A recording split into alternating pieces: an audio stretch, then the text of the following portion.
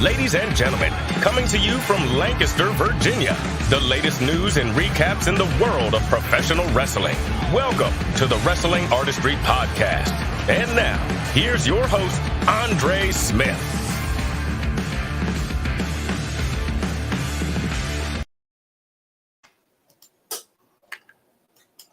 Hello, everybody, and welcome to this 25th edition of the Wrestling Artistry Podcast. I am your host, Andre Smith, and yes, I am live. So I'm working without a net right now. Anyway, welcome to the podcast, and I'm here to just basically review some of the happenings that went on Raw, AEW Dynamite, and NXT New Year's Evil. So I guess let's go ahead and get right to it. Let's see. First of all, let's talk about Raw, and pull this up here. And basically, what had happened on Raw was Kevin Owens came out to the crowd in Birmingham, Alabama, and as he was about to address the crowd, JBL interrupted, and he basically insulted the crowd and everything. He brought out the new modern day wrestling god Baron Corbin, who bragged that he handed Roman Reigns his only pinfall loss in 3 years, which supposedly gives him credibility. But anyway, Owens challenges Corbin to a match, and it's on. We have Baron Corbin versus Kevin Owens. Owens wins with the stunner. Then afterwards, the Usos and Souls of Core come in to jump Owens, but Owens fends him off with a steel chair. Adam Pearce kicks the Usos out of the building after that skirmish, but he told Sikoa that he had to stay because he was going to face Dolph Ziggler. And after that segment, Alexa Bliss came out talking about how that she is in control. However, then she gets paid a brief visit from Uncle Howdy, and she is looking disgusted. So the plot thickens with that. Next up, we have Bayley versus Mia Yim.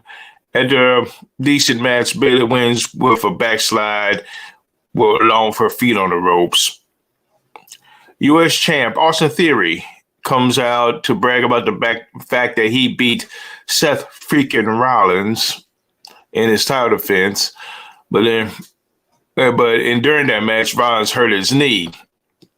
But then Rollins comes out with a crutch, but then he acted like he's almost fine. But he admitted that he wasn't 100%, but in time. But he will be in time for the Royal Rumble. And as Rollins was leaving the ring, Bobby Lashley makes his return and comes into the ring and spears Theory, almost breaking him in half. Next up, we have Candice LeRae versus Rhea Ripley. Ripley wins with the Riptide to the brief match. As Byron Saxton was going to interview Lashley in the back, MVP comes out. And the story here is that apparently he got Lashley reinstated and suggested a Hurt Business reunion. But Lashley is not feeling that at the moment. We shall see how that goes. Next up, we have Solo Sikoa versus Dolph Ziggler. Sikoa wins with the Samoan Spike. Now we have Miz TV up when Miz hosts his special guest is Dominic Mysterio. Mysterio talks about how his time in jail, how he's supposed to serve hard time, but the Miz brought the fact that Dominic only served a few hours in jail, which he was offended by that apparently. And now we move on to the main event. It's a tag team turmoil match to determine the number one contender to the Usos, the tag team championship. We have Gallows and Anderson versus Finn Balor and Damian Priest. Dominic trips up Anderson, and Balor rolls him up for the win. Next up, the next team is Shelton Benjamin and Cedric Alexander. Alexander falls victim to the double stomp from Balor as Cedric and Shelton lose. Next up, we have American Alpha of Chad Gable and Otis. At one point, Otis splashed both Priest and Balor in the corner, and after Priest fell to the mat, Otis went old school and did the worm in his elbow smash. And as Gable went to position Balor to have Otis deliver the Vader Bomb, Balor held on to Gable, and Otis ended up splashing both Balor and Gable. Oops. Priest then clotheslines Otis for the pin. Afterwards, Balor isn't clear to compete, and Adam Pearce told Priest that either Dominic Mysterio takes Balor's place or, Judgment Day forfeits the match. Priest agrees on Mysterio, and next up we had the Street Profits going up against Dominic Mysterio and Damian Priest. And after a pretty good match, Ford was about to put away Dominic, but as you can see right here, Dominic rolled up forward to get the pin with assistance from the good old middle rope. And the Judgment Day are now going to be the known contenders to the Usos Tag Team Championships. And that was it for Raw. Next up, we will have the NXT review, which was New Year's Evil that took place on Tuesday night.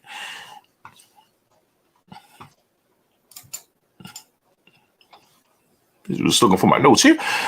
Anyway, the first match of New Year's Evil was Tony D'Angelo versus Dijak. And at the end, D'Angelo had when Stacks were conversating in the ring, and D'Angelo said that they were family. They shoved Stacks out the way, and Dijak delivered a boot to D'Angelo and giving Dijak the win. Next up, we had the Creed brothers versus Enda Sheer. Sanger comes out saying that Veer wasn't there for some reason. As the Creeds talk about how Veer didn't have enough respect to show up, Jinder Mahal jumps in from behind and he beats down the Creeds. So Jinder Mahal, for the time being, is back in NXT. Next up, we have a tag team gauntlet match with Pretty Deadly versus what looked like a bootleg version of the Rockers, which we all know how that match probably went. Anyway, they made short work of the team. Afterwards, NXT Tag Team Champions, The New Day, come out to stop the shenanigans, and they bring out a team of their own, Malik Blade and Idris Enofe. At a pretty competitive match, Pretty Deadly ends up getting the win. New Day then introduces Briggs and Jensen, but they're not coming out.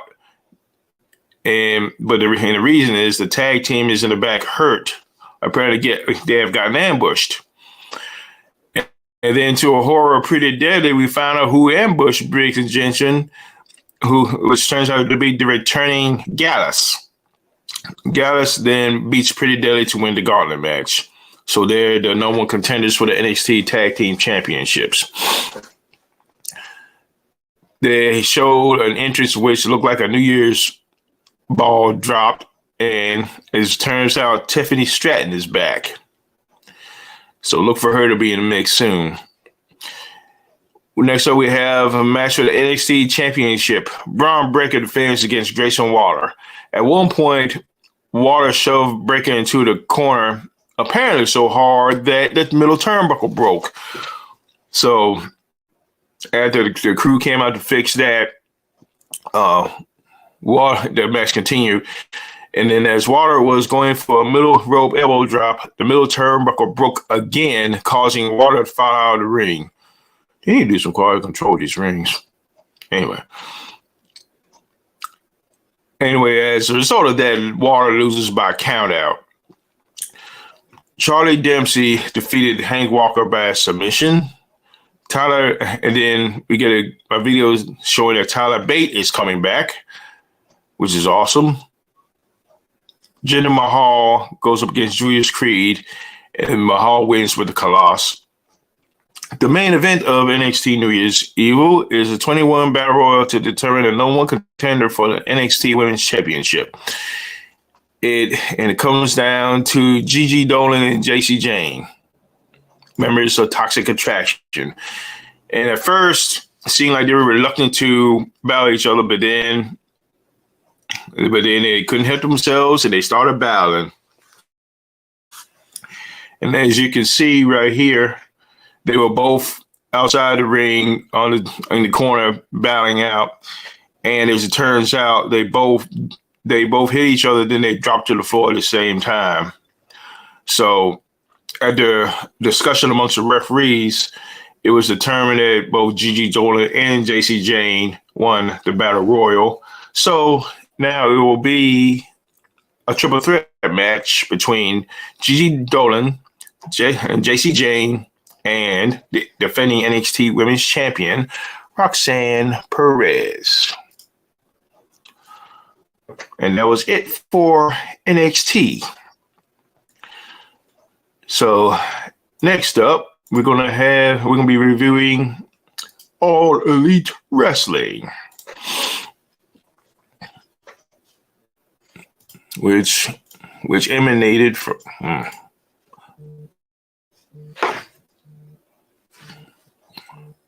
Excuse me, folks, while I try to get my ish together. It emanated from the Forum in Los Angeles.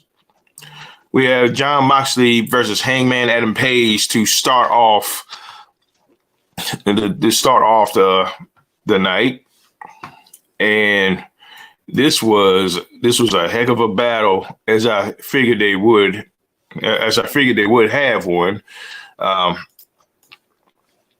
The story leading up to this match was the condition Hangman's head. Excuse me. Moxley was attacking Hangman's head throughout the night and everything, but Hangman was having none of it.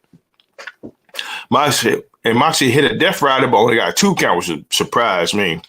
Then Page comes back and hits the buckshot leg to get the win, turning Mox inside and out. As you can see right there, he struck him good. Now after that match, Moxley looked miscombobulated. Like the referee and Doc Sanson was looking over at Moxley, and he really looked out of it. So that could be a bigger story there as well. And Tony Schiavone, he introduced someone. He said he wasn't too crazy to introduce, but then it was, Adam Cole, baby, he's back. And he said, pretty much he said he trying to reflect on his life and everything, and that, he was good to go. He put the locker room on notice, so hope maybe he'll be in title contendership soon. We have Lee Moriarty and Big Bill versus Jungle Boy Jack Perry and the FTW champ Hook. Jungle Hook, if you will. At one point, Hook was trying to suplex Big Bill, but Big Bill wasn't having it. Then Jungle Boy struck Big Bill. Hook caught him and suplexed him, and yeah. It's official. Hook's an android. I'm convinced of it. Anyway, Jungle Boy gets the win for his team when he made Moriarty tap out to the snare trap. We have Bryan Danielson versus Takeshita. Takeshita delivered a lariat to Danielson while they were both on the top rope to the mat, which was nuts. This was a damn good match. Danielson delivers a flying knee, but Takeshita kicked out at 2. Then Danielson delivered the boost to the face, followed by a crossface submission for the win. Toni Storm and Saraya versus, I guess I'm saying her name right. I'm not really sure. I'll do some research for another episode. Versus Britt Baker and the AEW Women's Champ Jamie Hayter.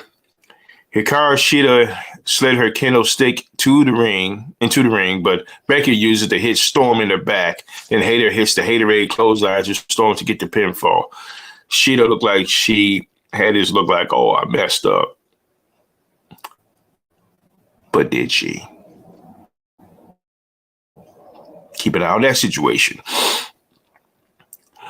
The Jericho Appreciation Society is in the house. Jericho says that the Ricky Starks experiment is over, but then Starks and Action Andretti showed up. Starks challenges Jake Hager to a match for the following week. The main event of the evening is match 7 of the best of 7 series for the AEW Trios Championship, the Elite versus Death Triangle. After a hell of a match, Omega climbs to the ladder to get one of the belts, and the Elite are the new Trios champions. Now, I'm gonna address the elephant in the room here and talk about this whole WWE Saudi situation. Last couple of days, it was the big rumor being tossed around was that WWE World Wrestling Entertainment was sold to the Saudis, and apparently a lot of people believed it. Some people want to reserve judgment and see what's going on, but for a while it did seem legit. But from what I heard from, I believe it was Hawani, who is, he does stuff for WWE all the time. So the last word I heard from him, it's apparently it's not the case. I'm sure eventually WWE is going to be sold, but they are not sold to the Saudi government for the time being. So it's like, my thing was I wanted to hold out until WWE said something, although I was starting to be concerned myself. But as it turns out, nope, WWE does not belong to the Saudis right as of right now. Which I'm gonna be honest with you, I am kind of glad of that because I don't know. I think it would be a bad look on WWE's part. I mean, I'm sure people complain enough that they do 1 or 2 events over in Saudi Arabia. Anyway, while it would be a huge money grab for WWE, I just don't think that, I don't know, it could be bad business for them at the end. And plus, I'm sure WWE will receive backlash from the wrestlers too. Now, whether Vince McMahon cares about that or not, I lean towards no, because he was seen as a money grab. And yeah, as many of y'all know, also Stephanie McMahon resigned from WWE. She was on leave of absence before the whole scandal thing with McMahon broke, and she came back to help run the company. And when he came back, I guess she went back and decided to just spend time with her family. I mean, that's her decision, and I respect that. So, anyway, but yeah, so right now, WWE is not sold yet. And the next, I guess, 6 months or so, we'll tell the story and we'll see what happens. Anyway, that is it for this live stream right now. And I'll see y'all next time. And until then, fans, so long for now.